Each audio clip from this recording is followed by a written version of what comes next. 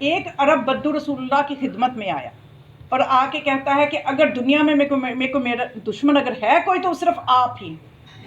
معرفت نہیں تھی اس کو. ظاہر ہے کہ وہ تو آیا تھا اپنے قبیلے کی طرف سے اسلام کے خلاف کوئی کام کرنے, نعوذ باللہ رسول اللہ پہ حملہ کرنے کے لیے آیا تھا, اور کہنے لگا کہ اگر میرا بس چلے تو میں آپ کو قتل کر دوں. یہ حالت تھی اس کی. تو رسول اللہ نے اس سے یہ فرمایا کہ تم میری نبوت پہ ایمان کیوں نہیں لاتے, یعنی کیا وجہ ہے کہ تیرے اندر اتنی نفرت ہے میرے لیے اور تم مجھے نبی کیوں نہیں مانتے.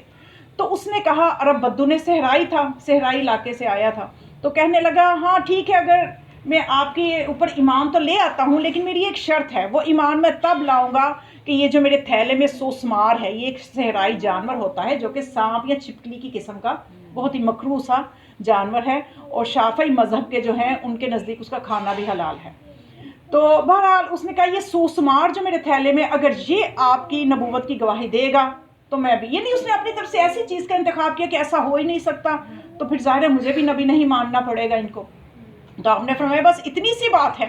تو آپ نے حکم دیا, اس نے جب تھیلے سے نکالا تو آپ نے اس کو کہا کہ اے سوسمار یا عظم, اے سوسمار, اس نے کہا کہ السلام علیکہ یا زینا من فی القیامہ, کہ اے روز محشر محشور ہونے والوں کی زینت آپ پر سلام.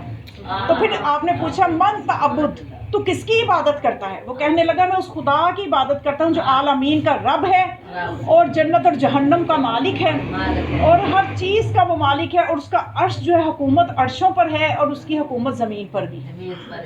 تو پھر آپ نے فرمایا کہ میں کون ہوں, میرے بارے میں تیرا کیا عقیدہ ہے؟ تو اس جانور نے یہ گواہی دی کہ میں گواہی دیتا ہوں آپ اس رب العالمین کے رسول ہیں, آخری رسول ہیں, اور جس نے آپ کی تصدیق کی وہ کامیاب ہوا, جس نے آپ کو جھٹلایا وہ ناکام ہوا.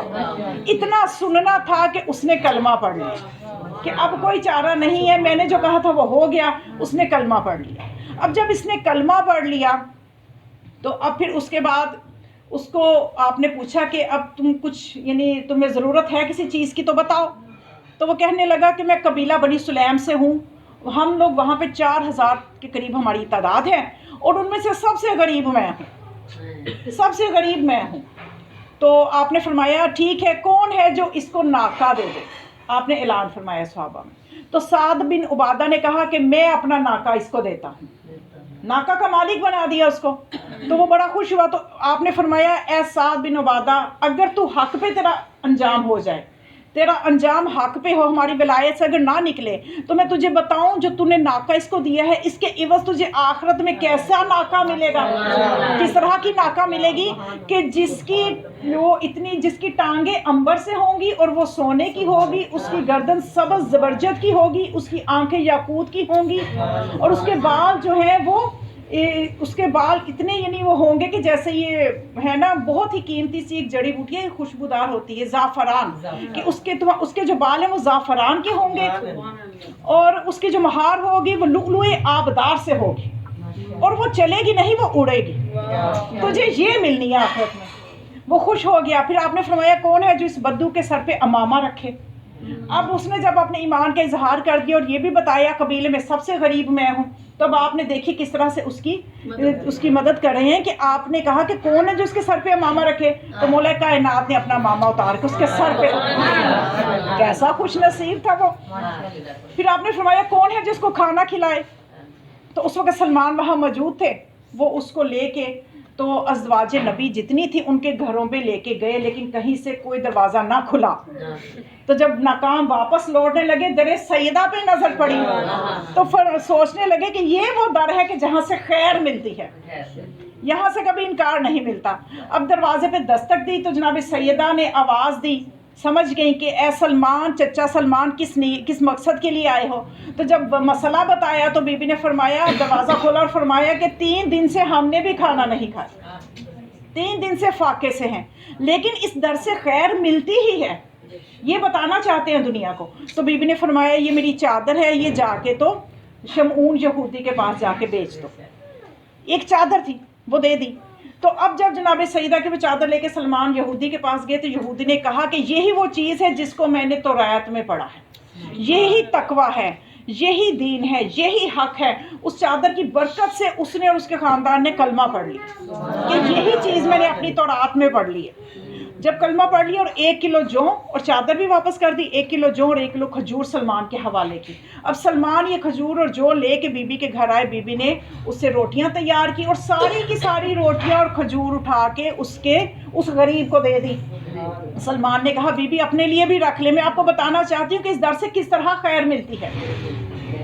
اور کیونکہ بی بی کے گھر میں اب آپ سوچ رہی ہوں گی فاقہ بھی ہے 3 دن سے، کیونکہ یہ جو بی بی کے گھر میں فاقہ ہے یہ وعدہ عرش پہ خدا نے اپنے نبی سے لے لیا تھا کہ اے نبی کہ اتنا مرتبہ جو نبی کو انبیاء کا سردار اور اہل البیت کو جو مرتبے ملنے ہیں، تو اے رسول تیرے لیے آزمائشیں بھی. ان میں سے ایک آزمائشیں بتائی تھی کہ تیرے قریبی جو ہوں گے وہ فاقے کاٹیں گے، ان پہ فاقہ آئے گا.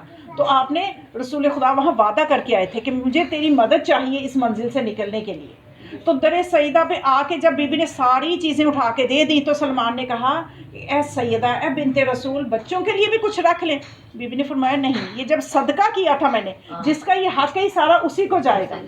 اب جب وہ کھانا لے کے رسول خدا کی خدمت میں وہ لوگ آ گئے تو رسول اللہ نے پوچھا کہاں سے مدد ہوئی، تو سلمان نے بتایا کہ کہیں سے نہیں، دروازہ کھلا تھا، صرف در سیدہ ہی ایک در ہے کہ جہاں سے یہ مدد ہوئی ہے. اب رسول خدا جو ہے وہ بھی 3 دن سے فاقے کاٹ رہے تھے.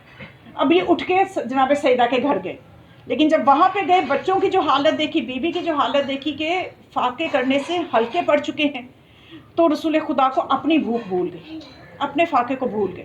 تو حسنین کے بارے میں پوچھا. یہ ذرا ماحول دیکھیں بی بی کے گھر کا، یہ کو میں آپ کو قصہ کہانی نہیں سنا رہی، عظمت سمجھنے کی کوشش کریں کہ آج ہمیں انفاق کے حوالے سے ہم اس حد تک تو نہیں کر سکتے، لیکن ہمیں بھی انفاق کے حوالے سے درس لینا چاہیے. اس درس تبھی ہم بی بی کا قرب پائیں گے جتنا ہم ان کی سیرت کے قریب ہوں گے.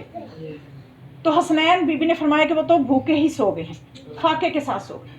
رسول خدا نے انہیں اٹھایا، ایک شہزادے کو اپنے دائیں زانو پہ بٹھایا، ایک شہزادے کو بائیں زانو پہ بٹھایا اور خدا سے دعا کی الہی و سیدی و مولائی ہؤلاء اہل بیتی فاذهب عنہم الرجس وطہرہم تطہیرا.